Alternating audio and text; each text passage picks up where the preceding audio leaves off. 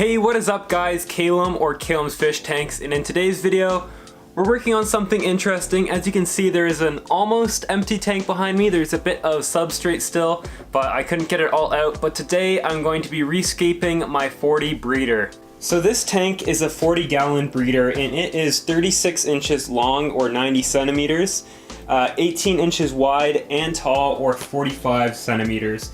And I'm going to be scaping this with a lot of the same plants I had in there before, as well as eventually doing a new order of plants.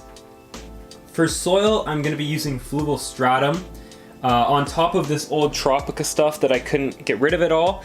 It was just too much of a pain, and I didn't know if I had enough fluval, so it'll be good to have a base layer to start with. So for starters, here's the kind of soil we'll be using, fluval stratum. They have really pretty bags, so I just thought we'd take a second to appreciate that. But we're gonna start with one 4-kilogram bag, and then I'm gonna add in the hardscape. So this is what we have after adding the 4-kilogram bag. You can see there's still a bit of water over on the left side. So I probably should have gotten two 8-kilogram bags instead of a 4-kilogram and an 8-kilogram bag. But worst comes to worst, I have a bit of Tropica soil that I took out of this tank that I can recap it with later on. So now it's time to add the wood, and this is going to be a bit difficult because the one piece I do have is a monster. If you can see that, it'll be much easier to see once it's in the tank. There we go. And I need to position that some way to look good, but yeah, it is definitely a monster. Here you can get a bit of a better look at it. Pretty much takes up this whole side of the tank. So I'm gonna have to find a good way to position this. So I threw in some more wood, and I think this is what I'm gonna run with. This is Saba wood, and it is super good for growing epiphyte plants because it is so wide and very porous with lots of cracks and stuff. So it's really good for getting your things like Buse or Java Fern to attach to. So I'm gonna run with this for now. I added a bit more of the tropical soil I had left over from my last scape, and now I'm gonna add in the rest of my fluval stratum. So the soil's in, it's looking pretty clean. Now it's time to start figuring out how I want to place my rocks. This is the hard part of the scape, so I'm gonna figure that out, and yeah, I'll get back to you guys. After messing around a bit, here's what we've got. I placed 3 rocks on that side, one right here, there's a big one there, and there's one a bit further back that you can barely see. And then there's one over there that you can barely see as well, and then the biggest one, or second biggest one, is right over here. So now I just need to figure out how I want to plant this thing. So on the wood on the left side, I added a bit of Anubias Nana Petite in some creases, so hopefully it'll stay down. I don't have any super glue right now. So I'm just hoping it stays put on its own. So in the little gap here, I've filled it up with Cryptocorn parva.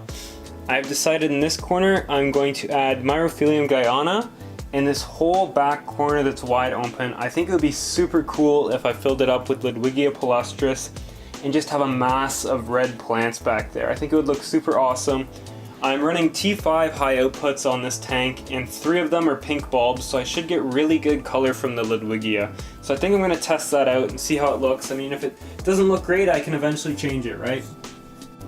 So here you can see the Ludwigia, it's lying flat. I didn't have a lot of it, but it will eventually grow back in. And then down here we have the Myrophilium Guyana. And now I need to figure out where I want to place my crypts. So Stargani repens has been placed around the rocks.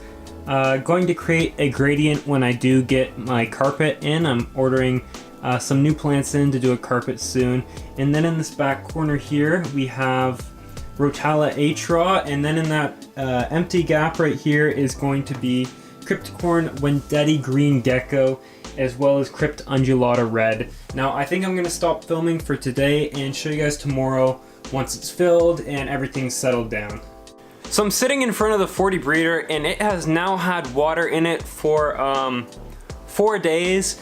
And things are going good so far. The plants are actually showing some super good color. I guess that's with the new bulbs I put in. So that's super exciting. As you can see, the foreground is still super empty. So that's something I need to get filled up, but I need to order some plants in for that eventually. You can see also that it also has fish in it, and this is because I had nowhere else to put them. I didn't want to get rid of them all. And I have the same filter on here, so there's going to be some cycled media, as well as I'm doing water changes every second day, big ones, about 50%, to make sure no nitrates or ammonia or anything build up so my fish are unharmed. So now it's just a matter of all the plants growing out. I think this tank should grow super quick.